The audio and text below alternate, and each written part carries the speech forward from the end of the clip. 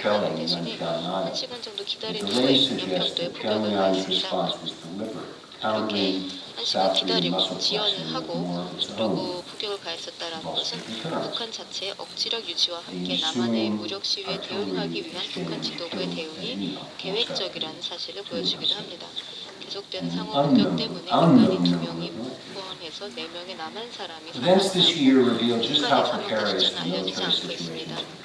올해 발생한 일련의 사건들은 군사적 상황이 매우 불안정하다는 사실을 잘 보여주고 있습니다. 2011년 6월 17일 남한 해군은 119명의 승객과 승무원을 태우고 중국에서 이륙해 인천공항에 착륙하기 위해 하강 중이던 아시아나 여객기를 북한의 전투기로 오인하여서 여객기에 사격을 가하기도 하였습니다. 다행히 이 항공기는 무사히 착륙했습니다. 8월 10일에는 서해에서 남한과 북한군 사이에 짧은 교전이 있었습니다. 자, 이러한 모든 사건들은 결국에는 다 하나의 프로세스를 따라온 것이다 라고 할 수가 있겠습니다.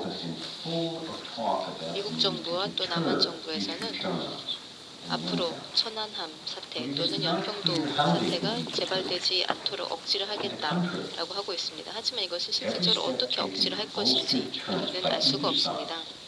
오히려 그 반대로 사태 재발을 방지를 위한 조치 때문에 충돌이 야기가 될 수 있으며 또한 야기가 되고 있는 것입니다. 다시 말해서 억지 정책만으로는 한반도에서 평화를 유지할 수 없다라는 겁니다. 유일한 방법은 평화 프로세스입니다. 그런데 이러한 평화 프로세스가 구축이 되면 비핵화에도 도움이 될 것입니다. 지난 20년 동안 북한 지도부에서는 휴전 협정을 대신할 평화 협정을 체결을 하자라고 요구를 해왔습니다. 이러한 협정이 체결이 되면 한반도의 군사 충돌의 위험을 줄일 수 있을 것입니다. 또한 남한 정부와 미국 정부도 지금까지 모색해왔다고 말해왔었던 적대 관계의 종결을 의미하는 화해의 메시지가 될 것입니다. 그런데 제가 생각하기에는 북한 지도부가 적대 관계에 정식 없이 핵무기라던가 또는 미사일 무기 혹은 이와 관련된 프로그램을 포기할 리는 없을 것입니다. 미국과 남한이 적으로 남아있는 한 북한 지도부에서는 위협을 느낄 것이며 이러한 위협에 대응하기 위한 억지력을 원할 것입니다. 물론 이러한 평화 협정 또 평화 프로세스를 만들어내는 것은 만만치 않은 일입니다. 평화 조약이 정치적으로 유효하기 위해서는 육지와 바다에서 경계선을 확립하고 외교와 경제 협력 관계를 정상화해야 합니다. 군사적으로는 비무장지대 양쪽에서 우발적인 전쟁 발발의 위험이 내포된 군사 태세와 전쟁 계획 자체를 변경을 해야 한다는 것을 의미하기도 합니다. 이렇게 하려면 북한이 지금 현재 전진 배치되어 있는 포와 단거리 미사일을 서울이 사정거리에서 벗어나도록 후방으로 재배치해야 하는 북한 지도부의 결단이 필요하기도 합니다. 그렇기 때문에 보다 건설적인 정치적 환경이 마련되지 않는다면 평화협정을 체결하기는 어려울 것입니다. 그래서 이러한 평화협정 체결을 위해서 한 가지 방법으로서 바로 평화 프로세스를 구축을 하는 것입니다. 이를 통해서 협정 체결로 나아갈 수 있는 일련의 잠정적인 평화협정을 진행하는 것이 한 가지 방법이 될 것입니다. 이렇게 하게 되면 한국과 미국이 모두 성명으로 참여하게 될 때 조선민주주의 인민공화국 주권을 인정을 하는 그런 상징적인 제스처가 되기도 할 것입니다.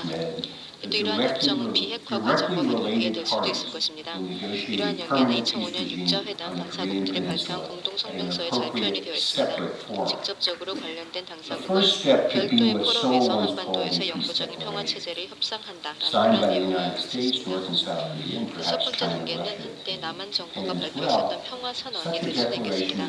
남한, 미국, 북한, 중국, 일본 및 러시아가 서명을 하게 된다면 그러면 이 선언서는 2000년 10월 12일 북한과 미국이 발표한 공동선언문에 적시된 그 어떠한 정부도 상대 정부에 대해서 적의를 가지지 않는다. 그리고 과거의 적대 관계를 해소하고 새로운 관계 구축을 위해 향후 양국 정부는 모든 노력을 기울인다. 라는 선언을 상기시킴으로써 적대 관계의 종결을 선언할 수 있을 것입니다. 또한 이러한 평화선언은 3개 당사국의 평화 프로세스를 진행시킴으로써 전국에는 평화협정의 체결을 주동할 수 있을 것입니다. 그리고 이 평화선언은 육자 외교장관 회의에서 논의될 수 있을 것이고요. 그리고 이제 두 번째 단계에 가서는 한국 전쟁이 종전되었을 때 교전의 감시를 위해 설립된 전쟁위원회를 대신하는 평화 메커니즘을 구축하는 것이 될 것입니다. 이것은 북한 당국에서 지속적으로 모색해온 것이기도 합니다. 이러한 평화 메커니즘이 구축이 된다면 94년도 비무장지대 사고로 일었었던 미국 정찰 헬리콥터를 북한이 격추한 사건이라든가 또는 1996년 요원들이 하선하는 과정에서 서쪽에 북한의 간첩 잠수함의 침입과 같은 분쟁을 해결하기 위한 수단으로서 활용될 수가 있을 것입니다. 이러한 평화 메커니즘에는 한반도의 군사력을 보유한 남한, 북한 및 미국 등 3개 당사국이 포함이 될 것이며 또한 중국이 참여할 수도 있을 것입니다. 이러한 평화 메커니즘은 또 구체적인 신뢰 구축 수단에 대한 일련의 합의 내용을 협상하는 공간으로 활용될 수도 있을 것입니다. 여기에 대한 구체적인 내용은 제가 페이퍼에다 써놓았고요. 자, 그리고 또 이러한 과정에서 북한이 이러한 일련의 조치에 따라서 또 비핵화 과정을 단계적으로 밟아나갈 수도 있을 것입니다. 자, 오늘날 북한 문제가 미국 정부에 제기될 때 소위 전문가들의 경우에는 북한 지도부가 과연 핵과 또 미사일 프로그램을 폐기하고 무기를 포기할 것인지에 대해서 의문을 제기하고 있습니다. 하지만 이런 전문가들은 그런 결과를 확보하기 위해서 어떠한 것을 해야 되는가, 그러한 것을 분석하는 데 더 많은 노력을 집중하는 것이 필요할 것이라고 생각합니다. 그러한 유인책 중 한 가지가 바로 평화 프로세스이고 바로 14 남북 정상선언에서 발표했던 그런 내용하고 유사한 것이죠. 많은 관찰자들은 북한 국내에서 엄격한 통제를 정당화하기 위해서 북한이 여러 사건들을 일으키고 있다고 믿고 있습니다. 하지만 이러한 평가는 한반도의 경계선 사이로 두 국가 사이에서 진행되는 이러한 파멸적인 전략적 상호작용이 고려되지 않고 있는 것 같습니다. 북한은 평화를 원한다라고 하는데 정말